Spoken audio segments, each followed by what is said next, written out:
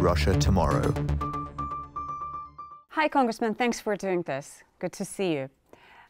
First, you and your colleague have introduced a resolution calling to exclude Russia from the UN Security Council. First of all, I would like to ask you, why did you do that? Russia's violated just about every reason and precept of the United Nations. The United Nations is about United Nations, nations coming together and trying to have a rules-based organization and respecting the rule of law and respecting national borders and boundaries. The League of United Nations came about after World War II when Germany did not respect other nations' borders and started a world war in Europe. Russia was one of the countries that Germany was fighting. When they were put on the Security Council, it was the Soviet Union. Russia is not the Soviet Union.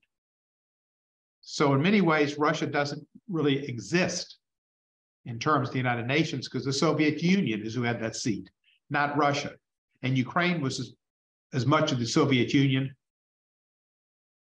and Belarus is as much of the Soviet Union, and the stands are as much of the Soviet Union as was Russia.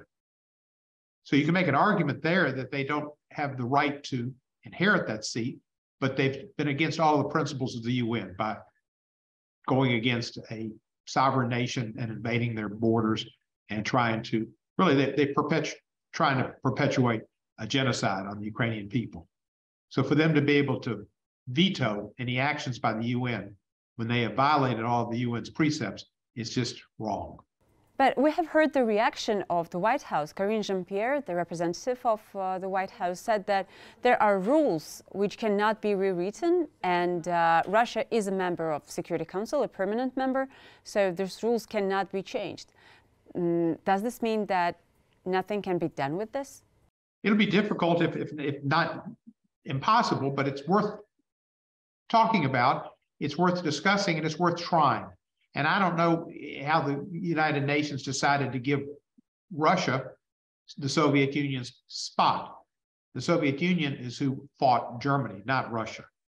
Congressman, do you think that the US has given an appropriate response to Russian invasion of Ukraine? I think we have been instrumental in helping Ukraine to defend its own borders. I don't think anyone would question, but the response has been massive. I do think the response has been sometimes a little bit delayed because of very conservative, understandably conservative diplomatic positions that the White House and the State Department have taken for the concern that Russia does have nuclear weapons and an unstable leader. Those two things should not go together. But we have a man, I mean, think about what Putin has done.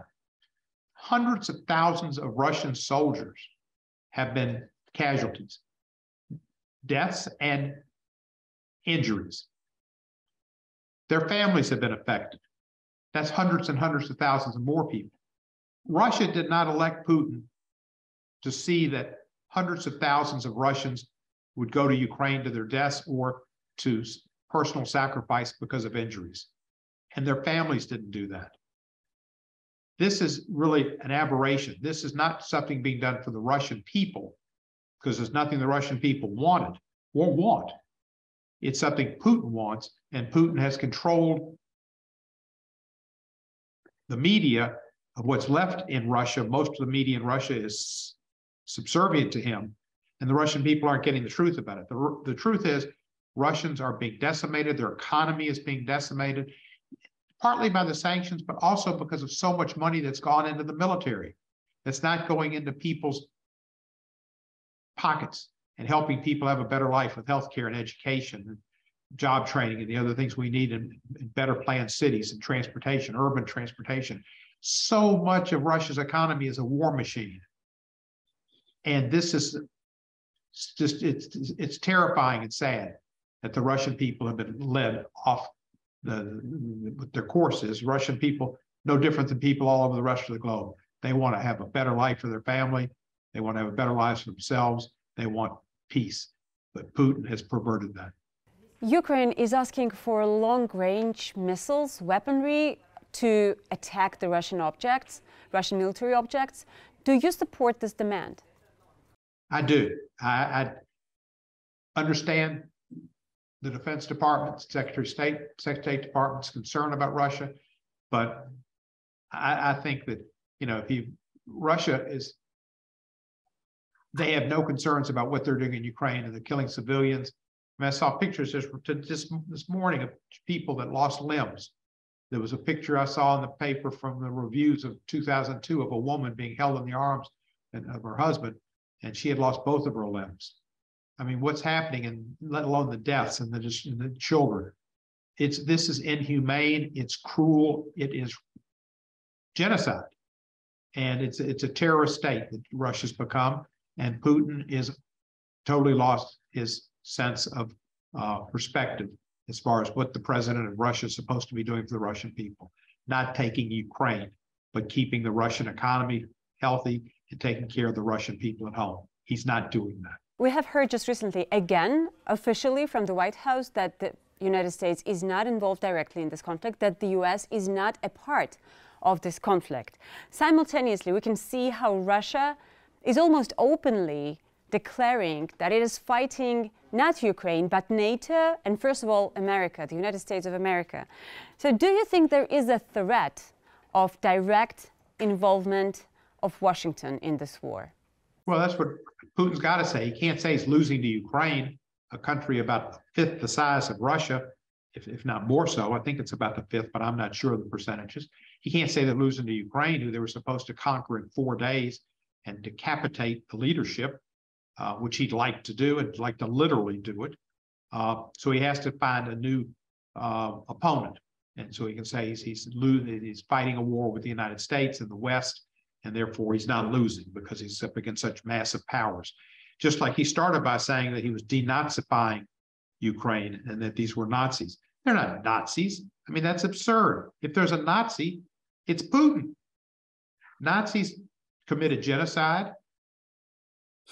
Putin's committing genocide. Nazis committed indiscriminate war. The siege of St. Petersburg, Putin's hometown. Putin's doing the same thing to Ukraine. He has become a Nazi in fact, and he doesn't even recognize that fact.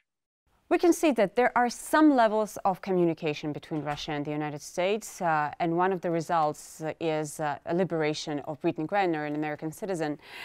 Is there anything else, any formats, any levels of communication, of negotiations, of relationships between America and Russia? I don't know if there's particularly are. I'm sure there's a hope that there would be in terms of nuclear disarmament or nuclear reduction and climate change and other issues. I don't know what we're going to get from Putin. He's not for preventing climate change. That's, you know, somebody said Russia's a country with a gas station attached to it, and if they get out of the petroleum, their economy goes to hell. They could care less about the earth. But I'm sure that I understand them wanting to have some negotiation room. But from my perspective, he's a liar, he's a murderer, he's a genocider. Congressman, in 2018, you compared Russian interference in the American elections to an act of war, which the U.S. needed to counter with cyber attacks against the Kremlin. Russia, you said, quote, invaded our country by attacking free elections. Moscow has been denying all allegations at that period of time, but now Russia is openly saying that it's fighting not only Ukraine again, but the values, the system of the Western world. Do you think that there are some countries that may support these efforts by Russian Federation, and may Russia Federation be successful in this? Well, certain other countries probably want the United States primacy in the economy and other areas to go down. China does too. China would like to see eventually there to be a world communist government under the Chinese direction. But that's antithetical to Western European values, American values of freedom and the rule of law.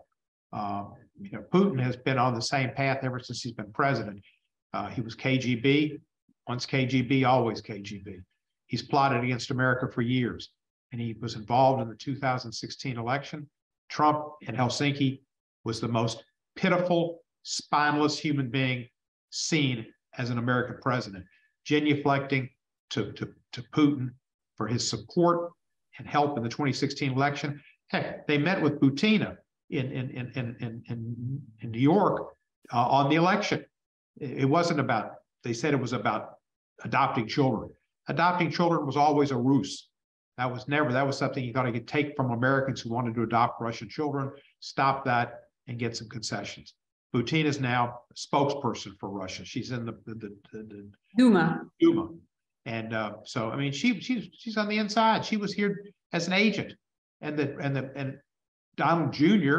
and Eric, they're not the brightest bulbs in the electric store, but they dealt with her. They knew who she was. Congressman, I can see Ukrainian flag together with an American flag on your desk, which is one more sign of your involvement in the issue. And you obviously understand a lot about this war.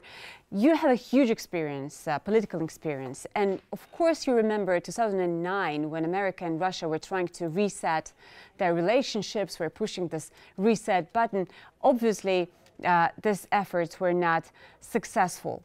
Do you think that there were mistakes done by America? Is there anything that could be done to prevent this war?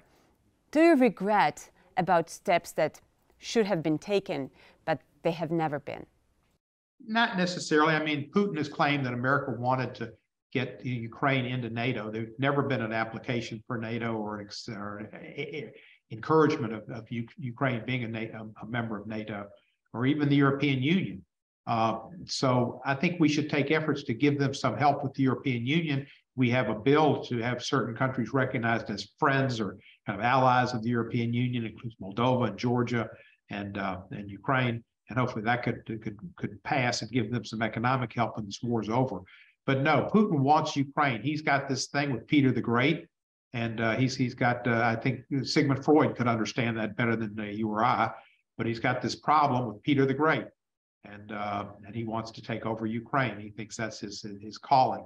There's nothing we could have done to stop that. He'd have found another pretense to claim that he was doing it, and he finds reasons to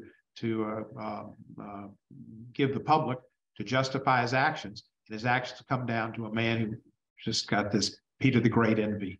But can the U.S. stop Vladimir Putin? Is there anything that may be done, can be done? He can be stopped by the Ukrainian armies. And if they continue to decimate the Russian armies as they have, and the word will get back to the Russian people that their soldiers, their children, their husbands, their fathers are being, and their mothers, I guess they're women in the Russian military as well, that they're being used for fodder, thrown into a cannon fodder and dying when nobody cares about them. And then Putin is doing this for his own sick ego. And the Russian people might put Putin out. He needs to be put out. He's no longer part of a world where any consideration of other countries' borders. He's a bully. Thank you very much, Congressman. Let me mention this too. We're working in the last days of Congress, and I've been working very hard to get a resolution passed. I hope I can get it on the floor. I've been working very hard to have Russia declared, at least by the House of Representatives, if not as well the Senate, as a perpetrator of genocide. And I think it's important that we do that. It's not going to stop Putin, but I think it's another mark that we put out there that we're on the right side of history, and hopefully the Russian people see that and understand it. TV Rain is on the air. For 12 years, we remained the only independent news channel in Russia. We had to leave, forced out of the country by new repressive laws after the first week of the war. Our freedom crushed by the authorities. Мы приняли решение, что мы временно приостанавливаем работу телеканала. We have operated as a European company from Europe and now also broadcast in English. Kherson has surrendered. Russia's propaganda targets have changed. Putin cries havoc. We want to tell you firsthand what is really happening in Russia. Subscribe to TV Rain Newsroom on YouTube and let's take a look at our future together.